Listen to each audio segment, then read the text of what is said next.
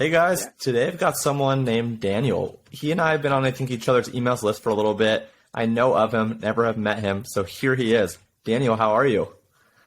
Very good, thank you. From the other side of the world? Yeah, so for me, I think it's 5 o'clock in the afternoon, and for you, it's what, 8 o'clock in the morning in Australia? 8 a.m. right now. That's right, in Western Australia. Well, good morning. I'm excited to dive into it. So a little bit before this, I told you we don't really have an agenda. I really want to get to know you and learn a little bit more about you. So I'm really curious, like, who are you and where did you come from? I feel like you just popped up on my email screen one time. I obviously opted in, but I never had heard of you before, and I get your emails and I love them. Thank you very much. So I am an email copywriter is basically what I do now. And I've been doing that for about 5 years. I'm not doing it for clients anymore. So I used to be an engineer, qualified as an electrical engineer. I worked for Chevron for a few years on an island, wearing a hard hat. Literally had to get on a plane, fly 2 hours to this remote island offshore in Western Australia, and spent 28 days there at a time, surrounded by red dirt. I literally wore like boots and a helmet and stuff like that. So I hated that. It was a terrible job. Terrible job. And in back then, I was following Ramit Sethi, and he had this contest for this thing called copywriting, and like it's weird now, but I'd never even heard that word. I didn't know what the heck is copywriting, and so I entered this contest just because I liked Ramit, and I ended up winning it against a bunch of like professional copywriters. I had no idea what you were supposed to do, so I just wrote this sales page like the way I thought sounded good, and it won. And so that sort of opened my mind to this career of copywriting. And that's kind of how I got into it. So for the next couple of years, I was freelancing.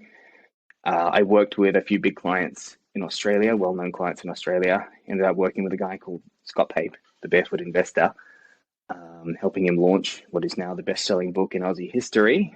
And from there, took off into my own brand in 2020. Started building a list and emailing it. And I enjoyed it so much that I decided to stop doing it for clients and instead just write about my own stuff and teach other people how to do it. So that's a short history of how I got to where I am now. I love it, man. So to clarify, is your experience then on the email copyright side really for like info products and kind of like B2B and not so much e-commerce? Is it kind of more on like the info side?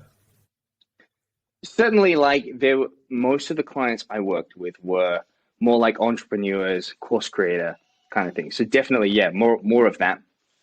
I think I probably worked with a couple of e-commerce clients. I did work with a supplement company for a year. That was a big client of mine. So that was e-com, and I was doing sales copy and not so much emails though back then for that. But definitely, my experience is a lot more in the info product, course creator, entrepreneur, coaches side of things. Nice, that makes sense. And is that how you kind of monetize, your audience and kind of do your own thing is through courses? Do you do coaching and consulting or is it just info? Correct. Look, I had a coaching program that I shut down because I hated coaching so much. It was just, I didn't enjoy it. So yes, it's definitely now more on the info side of things. I do have a lot of copywriters, because people who follow me are all copywriters. And that's what I teach. I teach copywriting. And so I do have a lot of people I've coached or who follow me who are doing that kind of thing. So like in my coaching program, I did have students who are working for e-com clients, and I have to help them with, how to sell that. And I'm not going to say, it's a very cliche, be like, oh man, look, it's all the same thing no matter what you're selling. That's a bit too cliche, and I'm not going to go that far.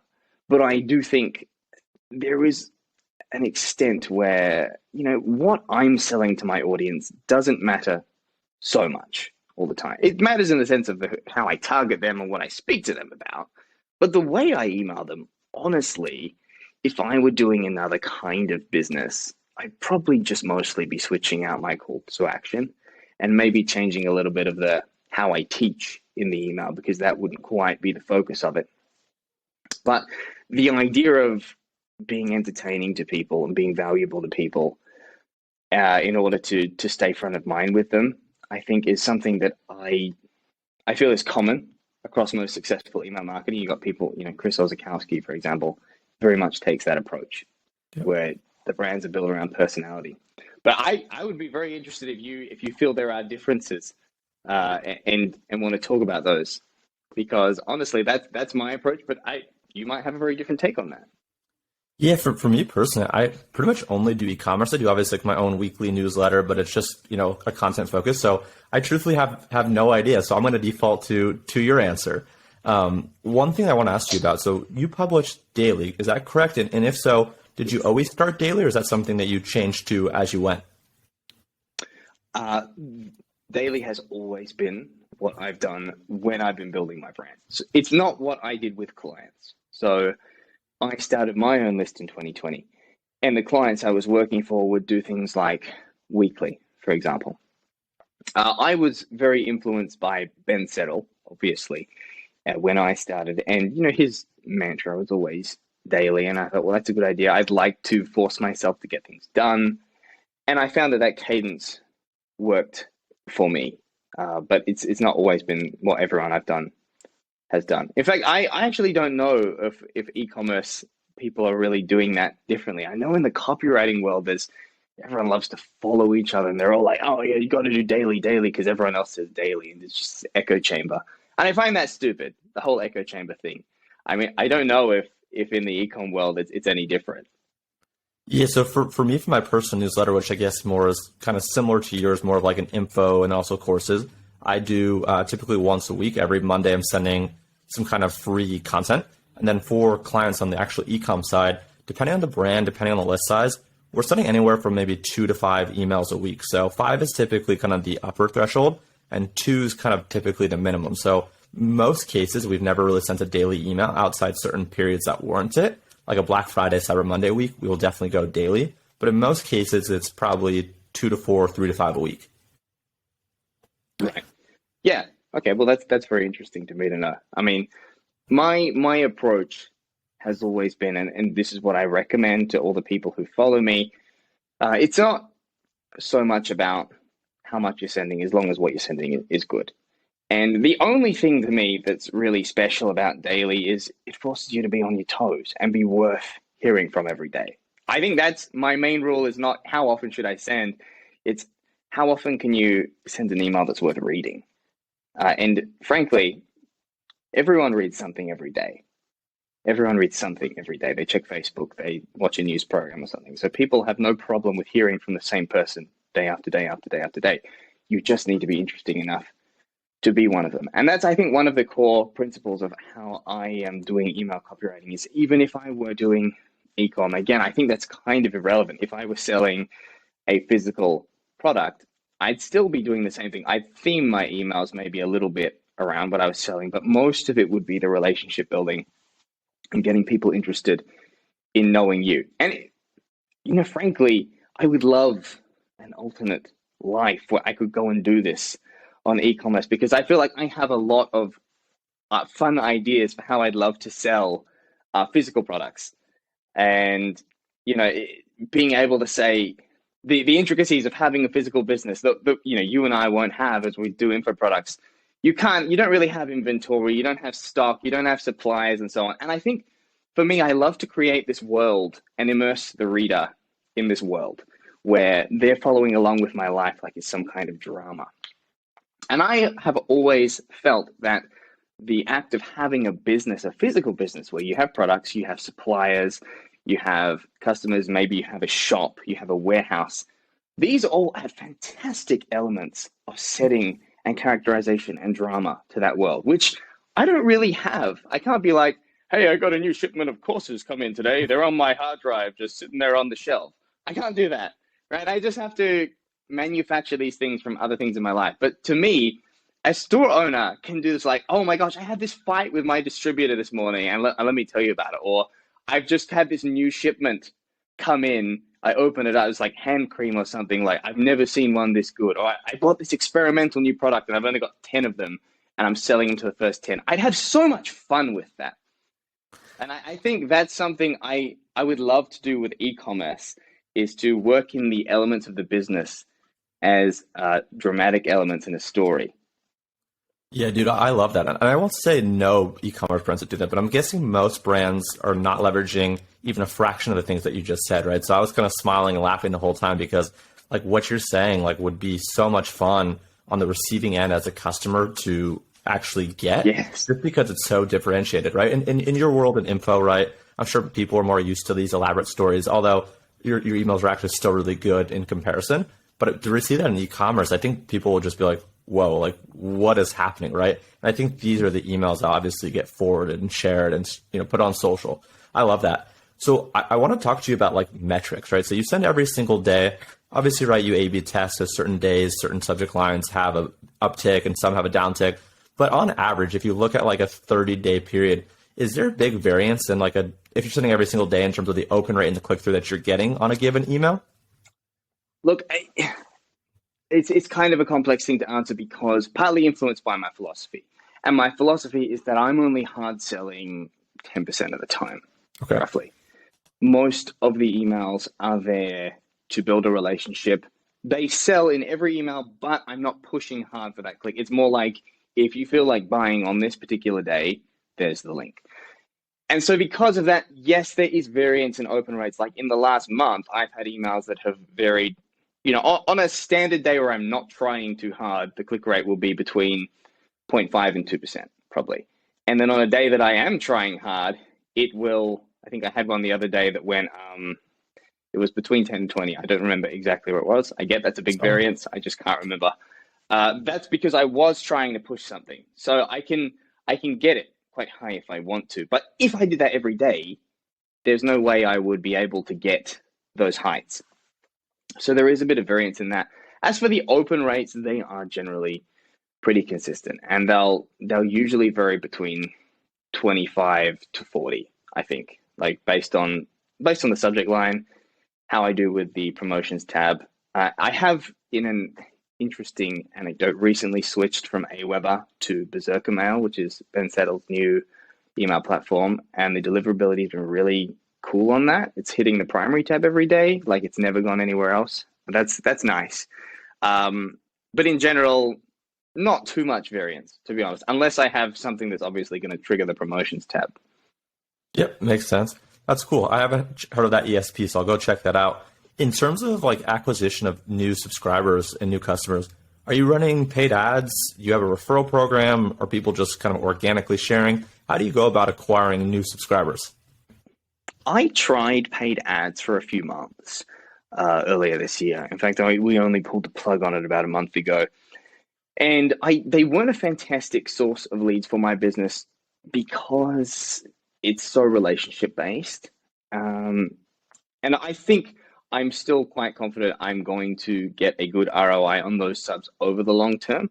But I think, we put around between 20 to 30 grand into it and maybe recouped so far like 70% of that in the first couple months. So on those numbers, I'm very confident it will prove profitable in the long term, but I want to watch how that goes. But that's also partly because I don't have a low ticket front end offer. Like the cheapest thing I have is a $100 product. And frankly, that product only makes a lot of sense if you follow all my emails because it kind of reveals the thread behind them all.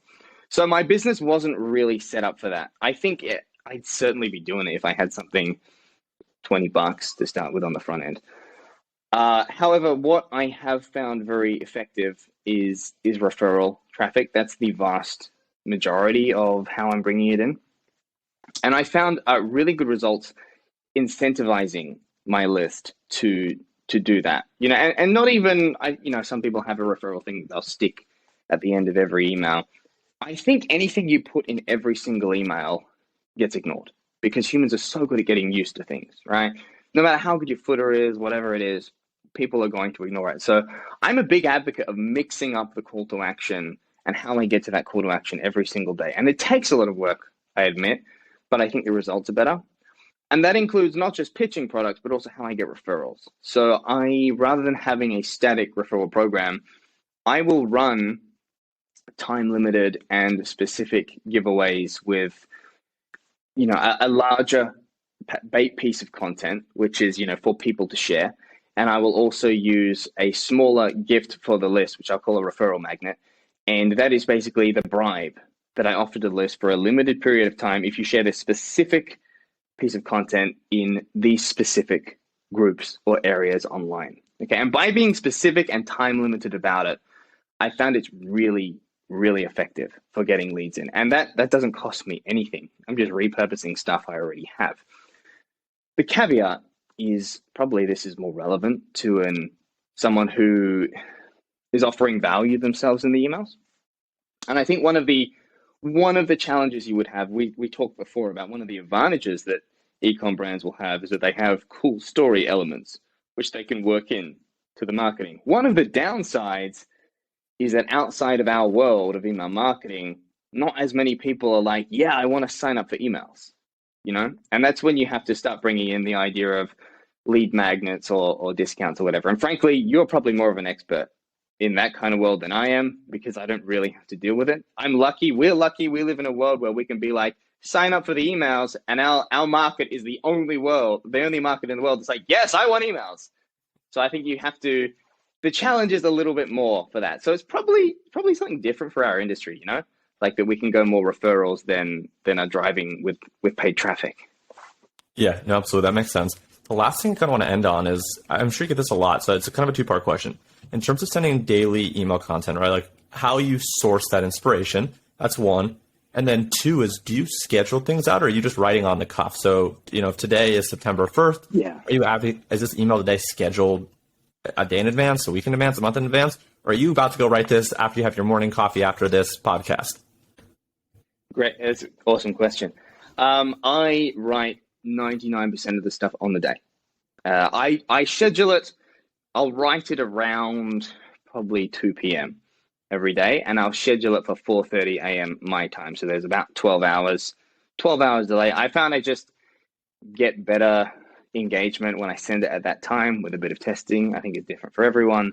But it also gives me a bit of a circuit breaker because there are days when I write something in an email and I'll be lying in bed and I'll say to my wife, like, I really shouldn't have said that thing. And I'll have to run up and go and edit the email. Like maybe I was in a bad mood when I wrote the email and I said something. I was like, no, don't. So I like that. But I think people can tell generally when things are not fresh. So I've done a lot of affiliate promotions in the email marketing space, and I've won almost every single one, except Ian Stanley was the only person who pipped me. We had a way bigger list. But I think the reason that my emails did so well in each of those is because they're always fresh. I write everything on the day. And while scheduling in advance can be fantastic, there are downsides to fresh emails. If I get hit by a bus, my business is, there are big problems. I don't deny that. But at the same time, like if you imagine, how could you have a friendship with someone who every text they sent you, they'd written 3 months ago? Yeah. You would know. You would be able to tell. They would just be giving you bland motivational things or just random generic tips. Okay, you can't do anything up to date. Whereas no relationship you have in real life operates on that kind of delay. It's fresh, it's live, it's real, and you can tell as a person. And so I've brought the same philosophy into emailing, that I think people can tell that when something is preloaded. So everything is new. And then you do have that other thing you asked, which is like, where do you come up with the ideas? And to me, there's a few ways for that. Like, obviously, I draw on the events in my life. And because I don't have a warehouse or a business or something, which I would love to, they would be fantastic story elements. Instead, I've got to use my kids and where I'm working that day and so on. And, you might think, well, why do people care about that? And my argument is that if you build a relationship properly, you become interesting to your prospect. Just like if we're friends, I want to know what's going on in your life. That's why you follow people on Facebook, for example. I also like to keep an eye on groups in my area, like copywriting groups online, because whatever people are talking about, I know it's interesting to the market. And that will usually give me good fodder, like if there's an interesting controversy or discussion.